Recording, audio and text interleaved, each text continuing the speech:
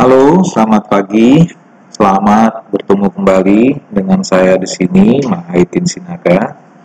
Kita masih membahas materi di bab 4 ya, yaitu penentuan biaya proses ya. Kalau sesi sebelumnya kita membahas bagaimana menyajikan laporan biaya produksi untuk satu departemen ya, baik itu dengan catatan persediaan awal ya kita katakan tidak ada, kemudian di persediaan akhir barang dalam proses yang kita katakan tidak ada. Itu materi pertama. Materi berikutnya kita asumsikan barang dalam proses awal tidak ada, namun di persediaan akhir masih ada tertinggal, yaitu barang dalam proses akhir ya. Itu untuk satu departemen ya. Nah, kali ini kita mau membahas bagaimana membuat laporan biaya produksi untuk dua departemen ya. Kita katakan ya, di departemen pertama, kalau misalnya hasil produksi itu belum siap untuk dijual, maka dia harus dikirim lagi ke departemen kedua ya. Departemen kedua kemudian diproses produksi lagi sehingga menjadi barang jadi yang dikirim ke gudang persediaan barang jadi untuk bisa dijual ya.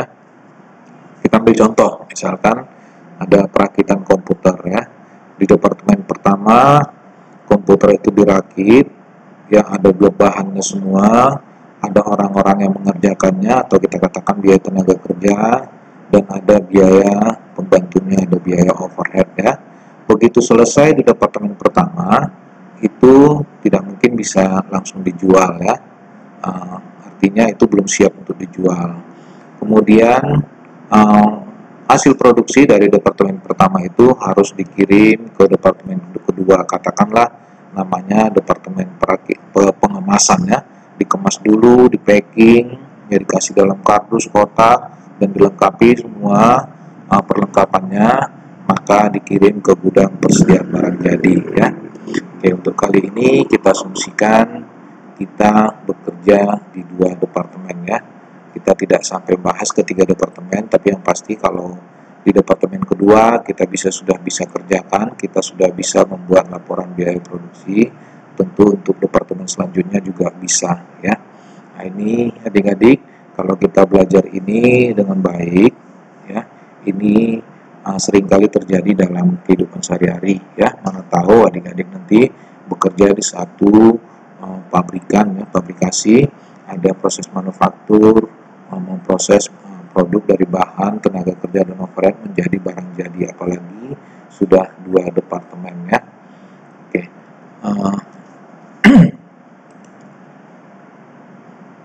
Kita coba masuk ke kasus ya, ke dalam contoh soal.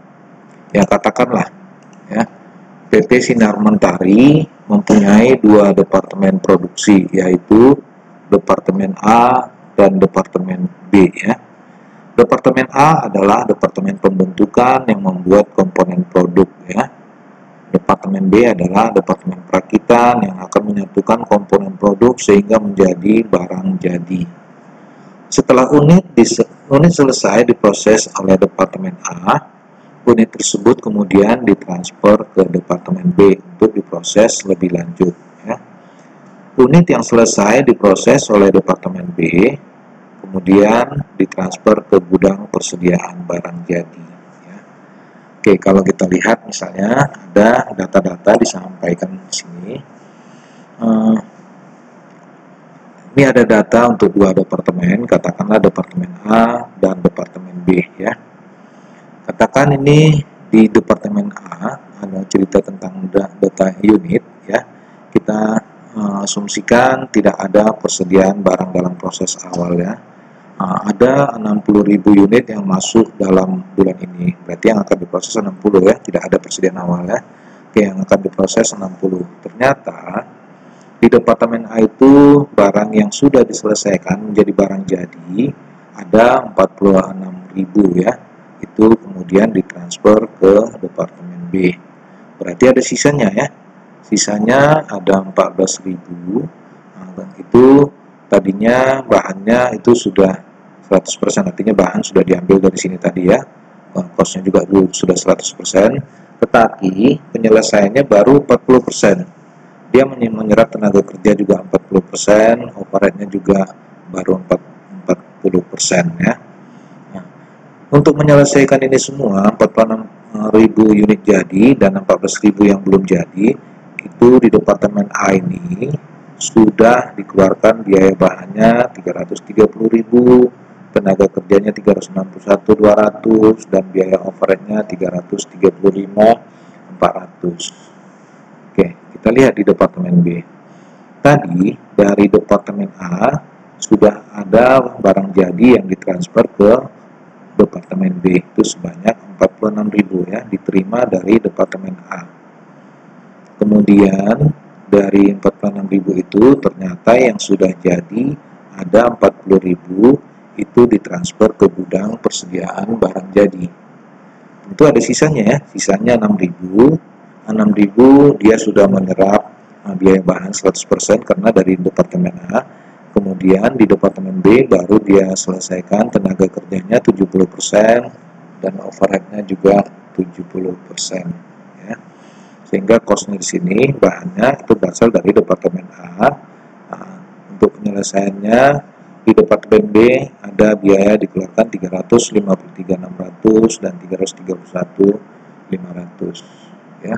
Tugas kita adalah untuk menyajikan laporan biaya produksi. Bagaimana bentuknya? Coba kita lihat, ini untuk dua departemen laporan biaya produksi. Kemarin kita sudah bahas laporan biaya produksi itu ada 3 bagian. Yang pertama data kuantitas, yang kedua biaya yang harus dipertanggungjawabkan, dan yang ketiga adalah pertanggungjawaban biaya. Oke, coba kita lihat di data kuantitas yang pertama ya. Kita katakan barang dalam proses awal itu tidak ada, persediaan awalnya tidak ada, kemudian yang masuk di bulan ini ada 60.000 ya. Tentu yang akan diproses adalah 60.000. Kemudian yang jadi dari 60.000 itu, yang jadi sudah selesai adalah 46.000, berarti sisanya ada 14.000 ya. Tolong perhatikan dalam pembuatan laporan biaya produksi, ini 60.000 harus sama dengan ini 60.000 ya. Oke, dari 14.000 yang belum selesai tadi, dia sudah menyerap bahan itu 100%, tenaga kerjanya sudah diserap 40% dan overheadnya sudah diserap 40% ya. Berarti untuk kelompok pertama data kuantitas kita sudah selesaikan. Kemudian kita mau menghitung ya biaya per unit ini dan biaya yang harus kita pertanggungjawabkan ya. Oke, coba kita lihat dari data tadi di atas, biaya yang masuk ya, biaya yang masuk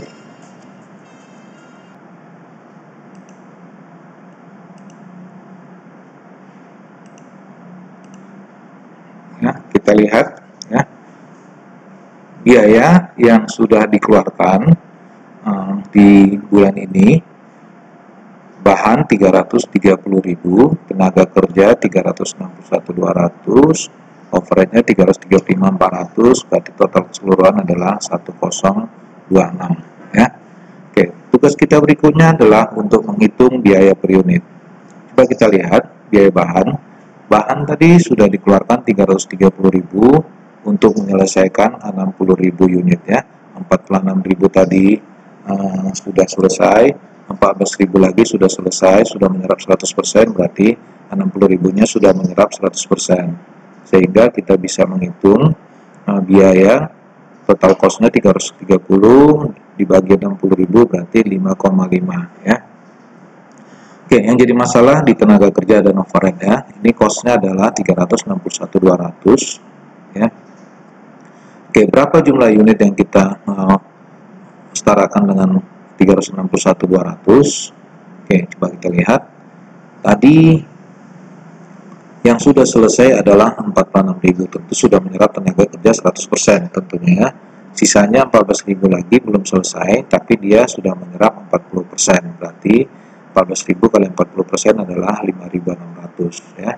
Kalau kita lihat untuk tenaga kerja itu unit yang kita setarakan dengan sudah diselesaikan di departemen ini adalah 51.600, artinya 46.000 sudah menyerap 100% dan 14.000 lagi baru menyerap 40%, berarti kita setarakan dengan 51.600 atau kita sebut dengan istilah unit ekuivalen ya, 51.600. Kalau begitu ini 31.600, unit ekuivalennya 51.600, berarti per unitnya adalah 7 ya, 361 bagi 51.600 ya. Kemudian biaya overheadnya ya 335, unit yang disetarakan itu sama seperti tadi adalah 51.600 ya, 46.000 yang sudah selesai dan 40% lagi itu untuk 14.000 unit, berarti kita setarakan dengan 51.600 ya. Oke, dengan demikian kita bisa hitung biaya per unitnya menjadi 335.400 bagi 51.600 adalah 6,5. Kalau kita total semua untuk keseluruhannya adalah 19 rupiah per unit. Total cost yang dikeluarkan adalah 1.026.600 ya. Tugas kita kedua sudah selesai, biaya yang harus dipertanggungjawabkan. Kemudian kita masuk ke kelompok 3, pertanggungjawaban biaya ya. Nah, tadi kita sudah keluarkan 1.026. Ini harus kita pertanggungjawabkan. Kita lihat ya, pertanggungjawabannya yang sudah selesai adalah 46.000, itu cost-nya adalah 19.000, berarti itu cost-nya adalah 874.000. Tadi ada 14.000 lagi belum selesai, itu masih butuh penyelesaian, tapi sampai saat ini dia sudah menyerap biaya, katakanlah tadi 14.000, dia sudah menyerap 100% dengan cost-nya adalah 5,5, berarti total cost-nya adalah 77.000 ya.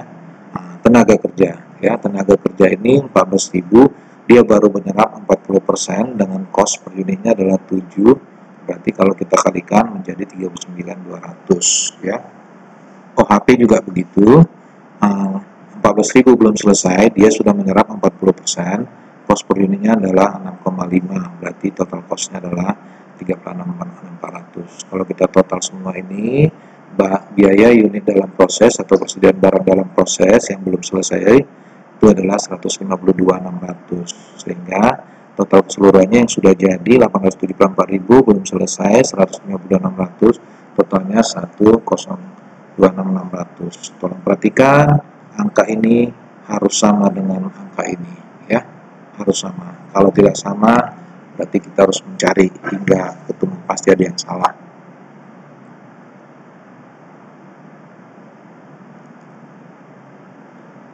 Oke, baik adik-adik, kita lanjutkan ya. Bagaimana pembuatan atau penghitungan untuk Departemen B ya, laporan biaya produksi di Departemen B ya. Formanya sama, ada 3 kelompok, data kuantitas, biaya yang harus dipertanggungjawabkan, dan ada pertanggungjawaban biaya ya.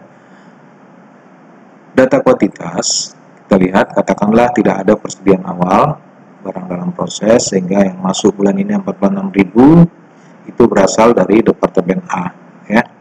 Oke, ternyata di Departemen B yang jadi itu hanya 40.000 ya, hanya 40.000, berarti ada sisanya 6.000 ya, belum selesai.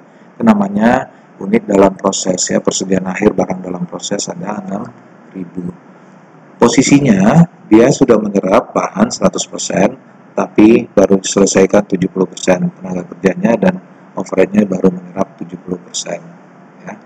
Oke, ini tolong perhatikan, yang masuk 46.000, yang keluar juga 46.000 ya. Oke, harus sama.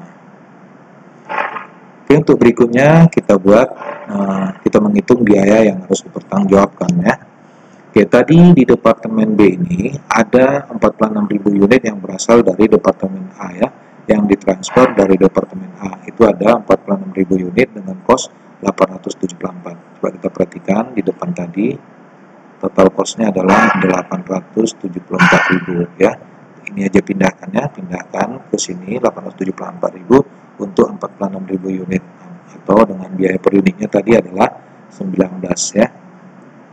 Kemudian biaya yang ditambahkan di bulan ini ada tadi biaya tenaga kerja, ya, biaya tenaga kerja. Ini biaya tenaga kerja ada 353.600 dan biaya overhead ada 331.500, ya.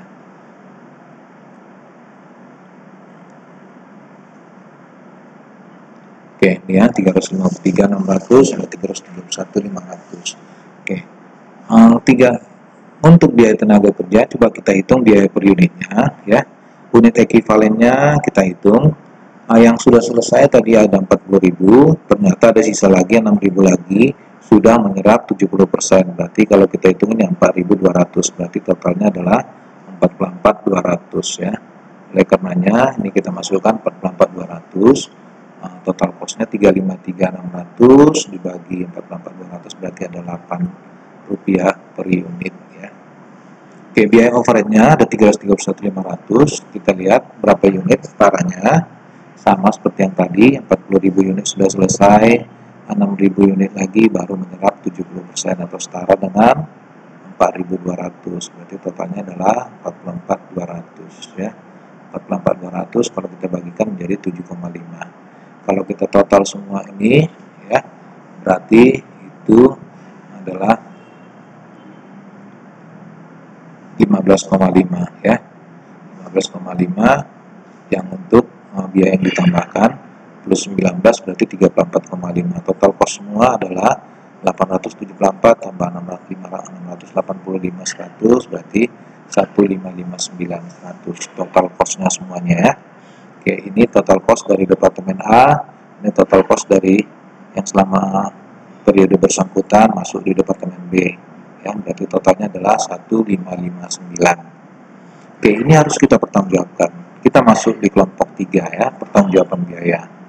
Oke, yang jadi di departemen B ada 40.000 unit, ya, dengan cost total cost-nya dikalikan 34.500 berarti 1.380. Kemudian ada tersisa 6.000 unit lagi barang dalam proses. Kita hitung cost dari departemen A tadi, ya, ada 19 rupiah per unit, ya, 19 rupiah per unit untuk 6.000 unit dengan serapan 100% berarti 114.000. Kemudian tenaga kerja, ya, itu masih ada 6.000 unit, ya. 6.000 unit dia sudah menyerap 70% dengan cost-nya 8 berarti total cost-nya 33.600. Demikian juga overhead pabrik 6.000 unit sudah menyerap 70%, cost-nya adalah 7,5 berarti dia 31.500.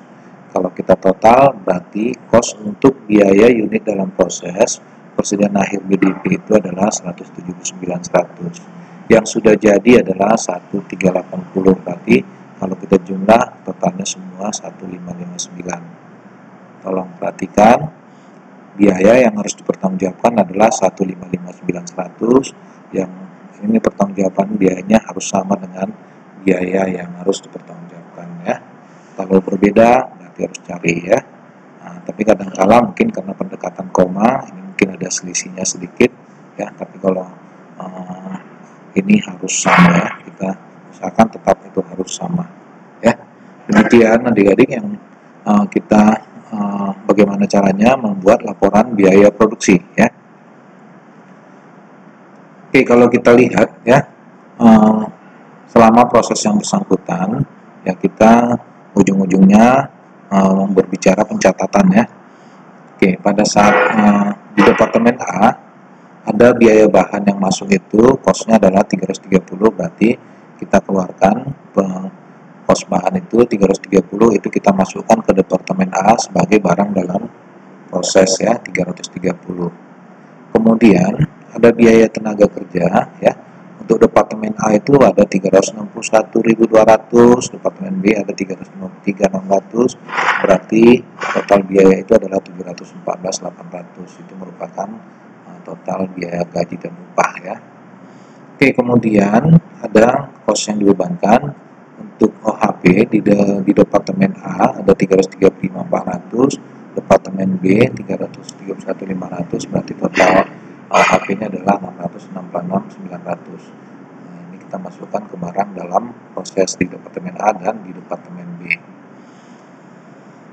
itu yang masuk ya, memungut biaya bahan, tenaga kerja, dan overhead ya. Kemudian begitu selesai ya, ada dari departemen A itu sudah selesai tadi, ada barang dalam prosesnya ditransfer menjadi barang jadi di barang jadi di departemen A ditransfer ke departemen B ya, sehingga departemen B